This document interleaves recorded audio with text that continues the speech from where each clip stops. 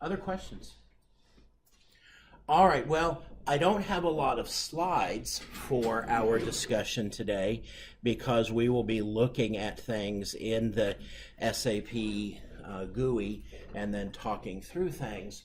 But today will be our first significant visit to the ABAP dictionary. We have visited the ABAP dictionary previously in the context of looking up database tables to see what fields they contain, and then looking at the actual data in the database table. We did that through the ABAP dictionary, but we haven't really done anything to this point in the ABAP dictionary that involved us creating things.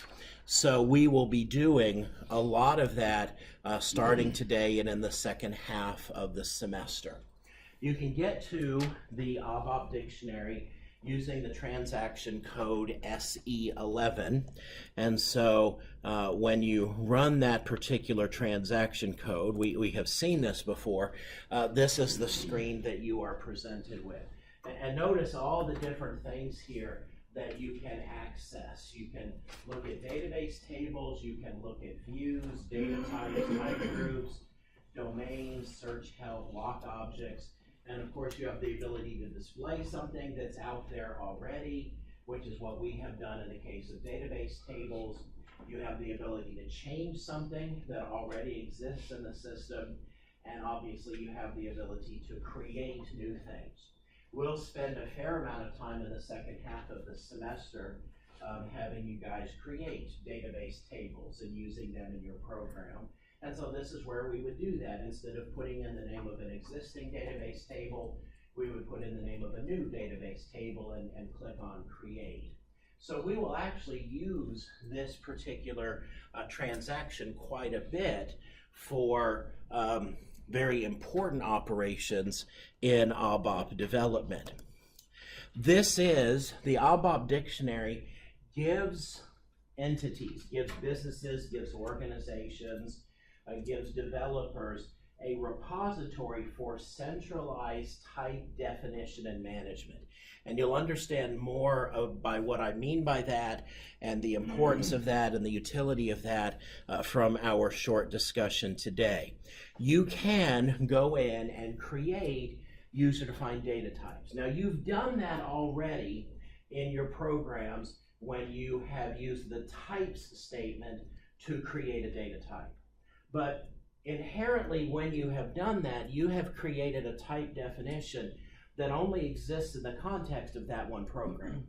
When we put something in the ABAP dictionary and activate it, it now becomes a global data type that can be used in ABAP development by anyone who has access to develop within our system.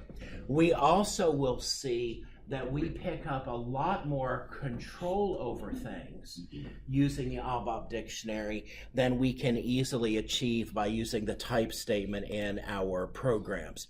As I was just noting, we use the ABAP dictionary to create database tables. We use it to create indexes. Don't really do too much of that anymore, particularly on HANA systems, but we may talk about that later in the semester. Database views can be created here. We can define various services, or the ABAP dictionary provides services to support various things that we need to do in program development, including things like table locking and lock releasing. I think someone asked me about that earlier in the semester. If I'm doing database operations, how do I make sure that another program doesn't interfere?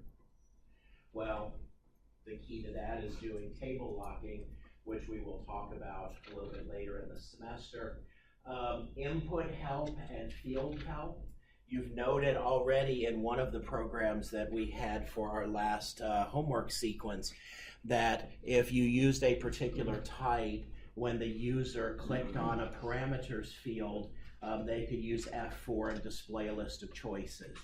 Well, that functionality comes to us through the ABAP dictionary. And we'll start pretty simply with this, but I'll show you how this works in our discussion today.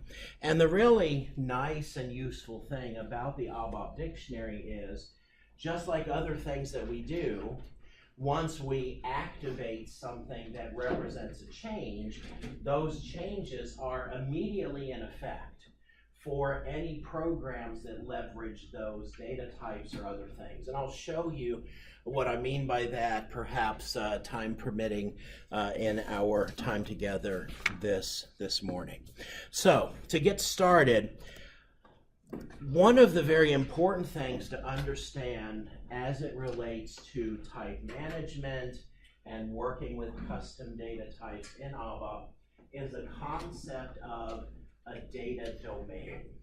And the idea here is that domain data can support the definition of data types, but the domain is not a data type itself, and the domain is not an ABAP program. So this might seem a little bit weird, but the idea is this, and I'll illustrate this with a very informal picture here. I might think to myself, you know, I want a data type in my program, and I really want to control what is considered valid data for this data type. And one example I'm going to use is, let's suppose we wanted to define a data type that could represent room numbers in Nick's Hall. And I haven't looked at what the valid room numbers are, but let's just say, for sake of argument, that room numbers run 101 to 151, and then 201 to 251, 301 to 351, and then, just to be different, 400 to 425. So those are valid room numbers in this building. Well, how could I, in an easiest way possible, create a data type that would only allow those numbers and disallow any numbers that aren't in that set? And the answer to that is, I have to first define a data domain. And a data domain will allow me to limit the range of valid values. The domain is not a data type. The domain is a description of valid data. And it could be, in this case, something that I would consider these to be numeric strings. It could actually be a situation where we would say, okay, I want to define a data domain of buildings. And the valid buildings at our company is building 1, building 7, and building 42. And those are the only valid building numbers. So how would I achieve that? I could define that to be a domain of data and make those to be the valid values. And then the virtue of this, based on what I was talking about a moment ago, if we later add another building, I can add building 72 to this domain, and it now becomes a valid data point as well. So what domains allow us to do is specify valid values, thinking about it in a very, if you will, mathematic or algorithmic sense. Now, this is not a data type. This is strictly a mathematical or otherwise description of a set of data.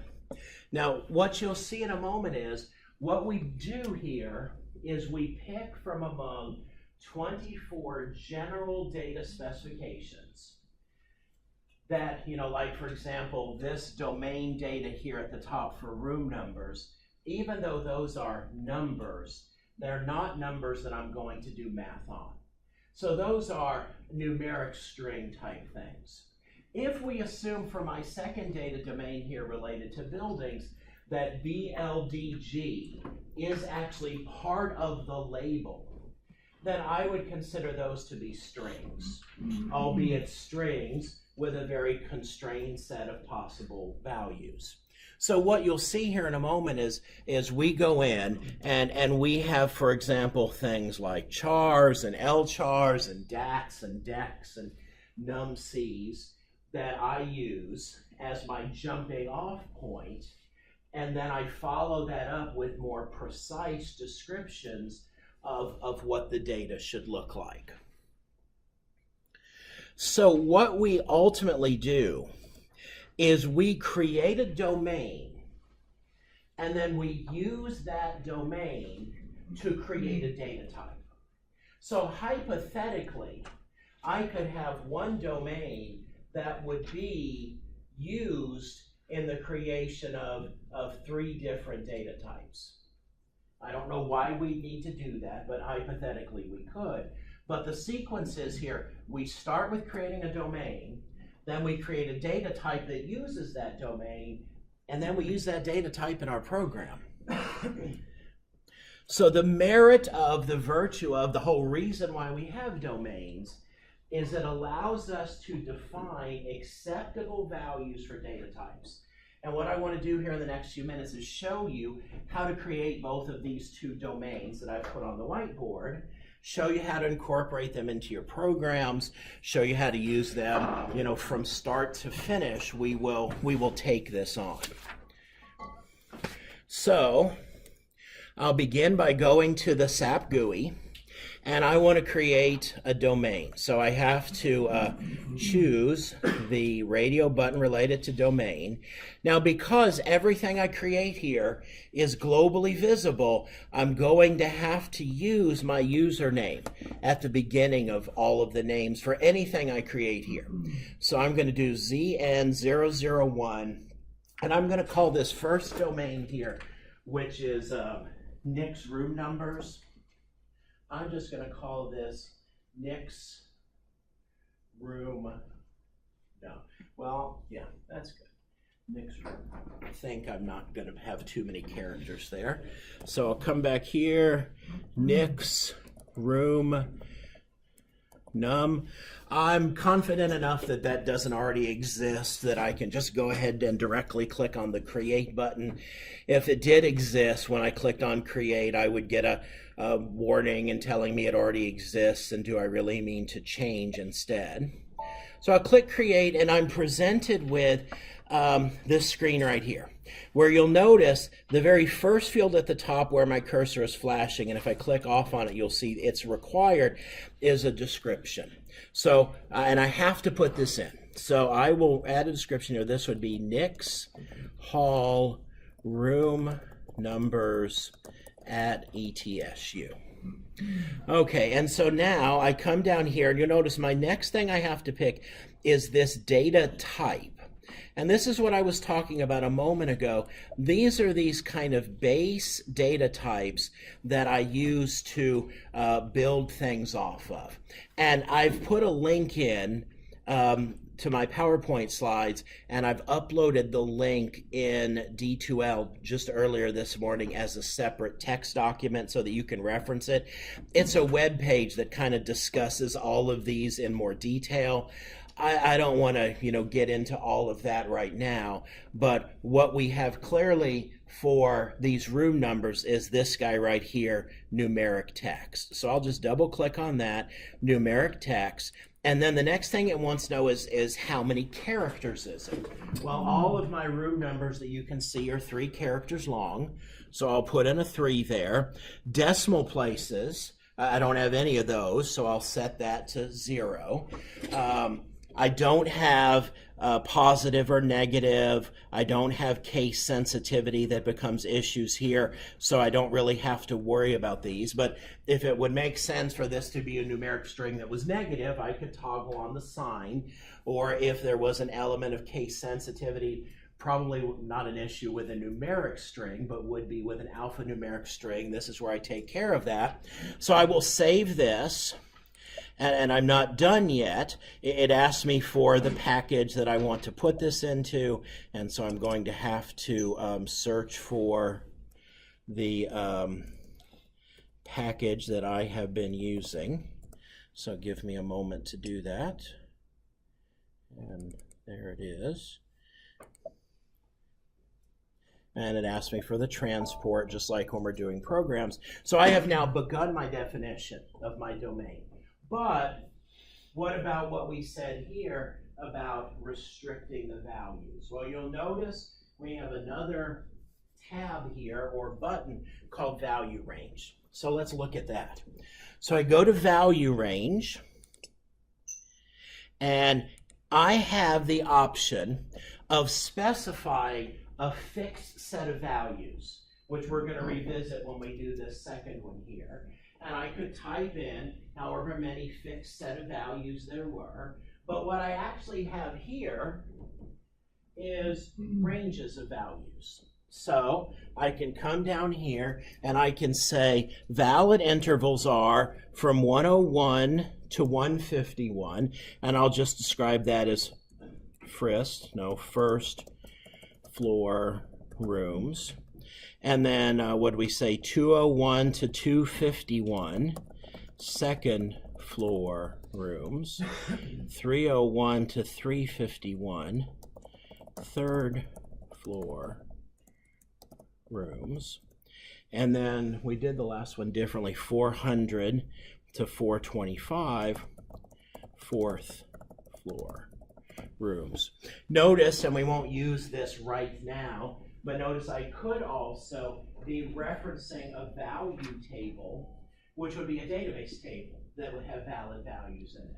So you notice there's all kinds of different ways that I can specify what is valid in the context of this domain. So I'll save this, and I think I've specified everything that's required. We'll see when I go to activate it if that's true. And the object was successfully activated. So just so we can keep this straight here, we actually called this domain here ZN001 Nix Room Num. Now, I cannot use this in my program. This is not a data type. This is a data domain. So what I have to do now is define a data type that uses that domain. So you'll notice one of my choices here is data type. So now I'm going to come up here, and I always have to start with ZN001 for my work. Yours will be different, obviously. And I'm going to call this data type Nix Room Type. Okay? And I'm just going to make a little note up here that we called the type related to this ZN001 Nix Room Type. So, just like we did a second ago, I click Create. Now, I can create three different kinds of types. I can create a base or a data element type, which is what we're doing here. A data element would be akin to just a normal data object that holds one thing. The other option is something we've been working with. I could create a data type for a structure. Like you've been doing in your programs, we could create one in the data dictionary for ongoing use, or I could create a table type, like we've been doing in our program, standard table, sorted table, hash table. So the very first thing I have to do is answer this question, what kind of type is this? And this is a data element type. So I click check, and now it wants to know a description of this data type. So, you know, pretty similar to what I just typed a moment ago, Nix Hall room number data type. And then you'll notice there are a couple of different ways, well, more than a couple, there are 4 different ways that I could define this data type's attributes. And the top one here that's selected by default is what I'm going to find myself doing most of the time, which is referencing a domain that I just defined. So I could type in what I just did, or I could search for a domain, and so I'll elect to do that. And there's my Nix Hall room number. So I put that in, and notice it pulled in that this is a numeric string, 3 characters long, no decimal places. But beyond that, it has pulled in all of the other things that were defined in the context of the domain. If I wanted to see what that domain actually did, what it references, because maybe I've forgotten, I don't know that we've formally talked about it, but this is a case where we can do what's called forward navigation. I could double click on this guy, and it would allow me to navigate to and look at. I'm going to cancel that so as not to do that, but I could use that to revisit this. Well, if I were to try and save and activate this at this point, it would tell me there are some things that I haven't yet defined. So let's look at some of my other options here. Further characteristics. We're going to leave this alone for right now. We really don't need anything here, but we do want to visit the Field Label tab. And I'll show you the utility of this as we continue our sequence here. But the idea is, if you were having to describe this data in terms of maybe the heading of a table or some other context, what label would make sense? And you can have, notice here, a short label, a medium label, a long label, and a heading. So I'm going to do this. I'm going to say that the short label would just be rooms, and rooms is 5 letters long. Or the medium label will be NICS RM, which is 7. Long will be NICS space rooms, which is 5, 10, 11. And for heading, we'll go with that same NICS rooms. And we'll see how we use that in a moment. I save this. And now, it kind of looks like we're done. But we'll notice if I go to activate this now, I'm going to see an issue. Oh, interesting. It allowed me to activate it. Sometimes it will prompt you to maintain the environment, but since we don't have to do that in this case, we'll leave it for now and come back to it if we have to do that in the future. So we have now defined a data type, and it is covered over by my activate label here, but it is NICS hall or NICS room type. So now let's see the utility of what we have just done. I'm going to highlight this and copy this just to save myself some typing. And I'm going to open up a new SAP GUI window and transaction code SE80. And let's write a program. So I'm going to start with we don't need to write a very complex program here. I'm going to do this. Parameters, room, type, and put in my new custom defined data type. And then I'm just going to write out room. Okay? Very, very simple program. And let's notice some things about this as it runs. So, oh, look at that. Anybody notice anything?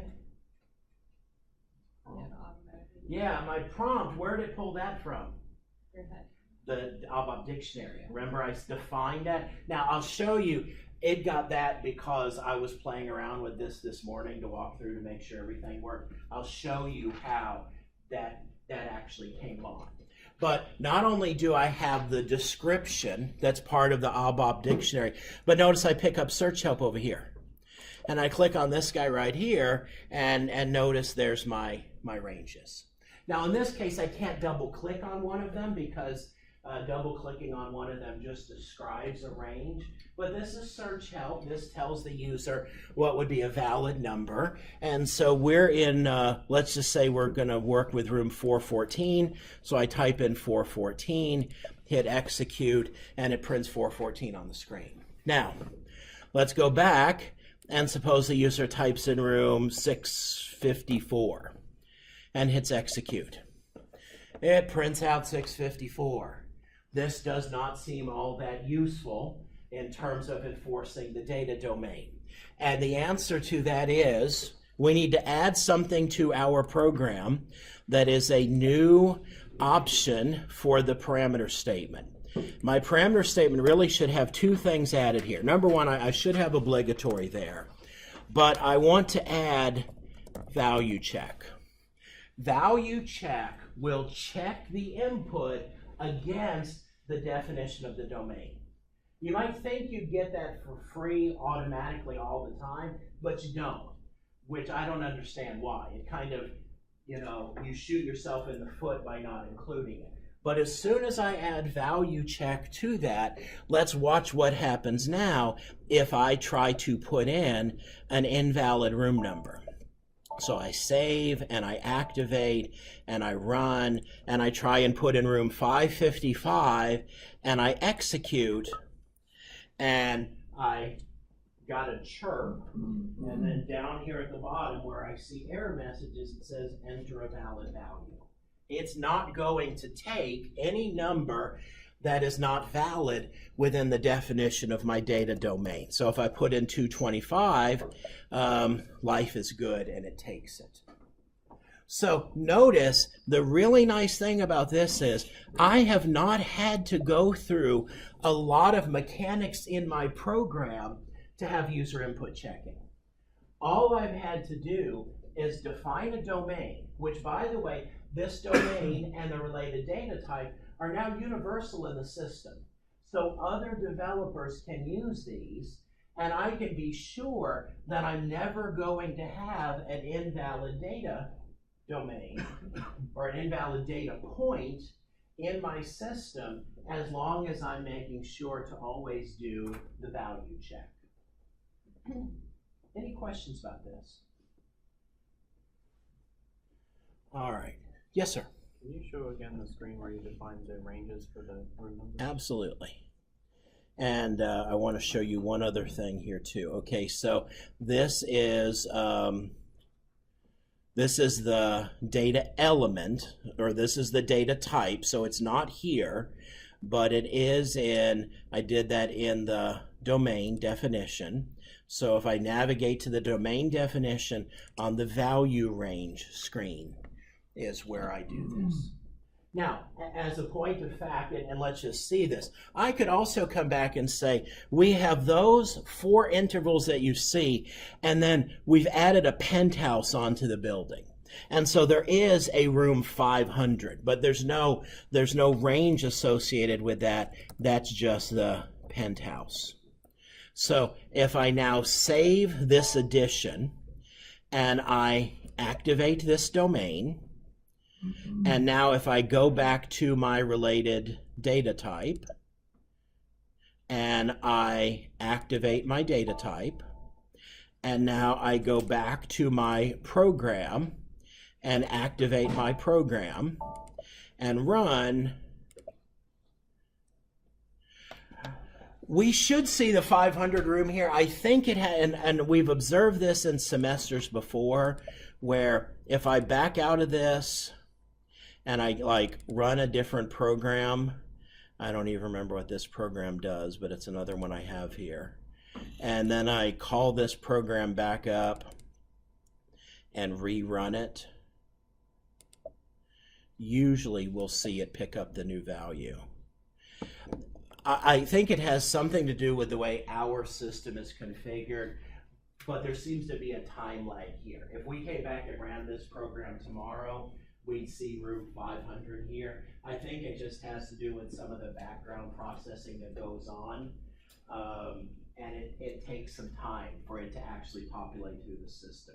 But the point I was trying to make, which is true, even though I can't demonstrate it to you, is once you update the data type and update the data domain, it is in effect. And I'm trying to remember, we were able to force this in previous semesters. I think we went in here and we went to the field label, and just to make a change, if I change this to rooms and make this a 6 and activate this, and now I go back to my program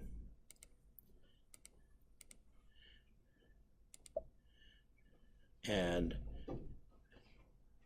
edit this by putting in write I save activate.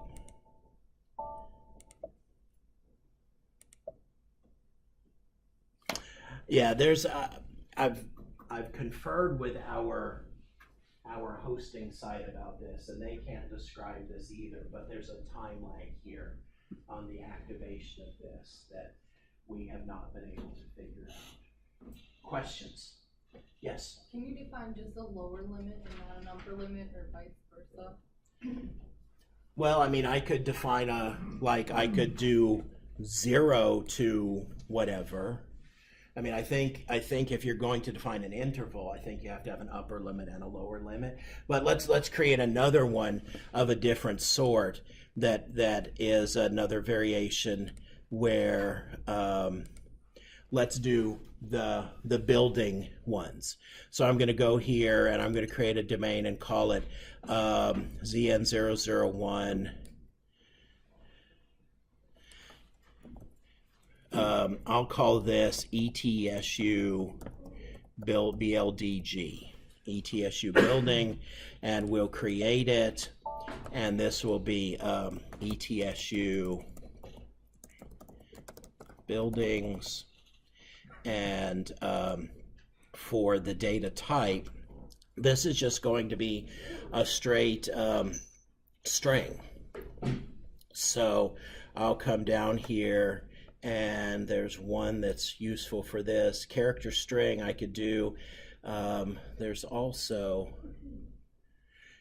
I'll do a char character string, and my number of characters, the longest one of these is 4, 5, 7 characters long, and so we have that. Don't have to fill out anything else here. We are going to see case sensitivity if I want to reflect it exactly like I have here. So I have this. Now I'll go over to value range, and I'll type in my values. BLDG1, building 1, BLDG7, building 7. My labels here aren't exactly super needed, but nonetheless, building 42, BLDG 72. I'll just abbreviate that. So save, boop, activate. Okay, and so once again, now I've created a domain, but I don't have a data type. So I've got to go back out here, create a data type, and I'll call this ETSU building type. Create that. Data element. Short description, ETSU buildings. Domain like so. Come here to my field labels, and I'll just do BLDG for building, which I think is ABUILDING, ETSU building, which is 13, and then 13 ETSU building. Okay, so save.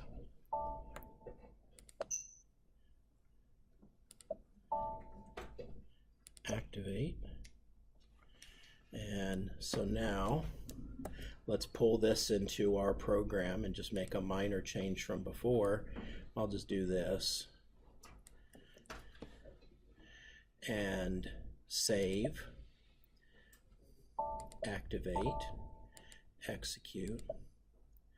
And so there's ETSU building, and now when I click this, there are my 4 choices, and I pick building 42, and it will print that out.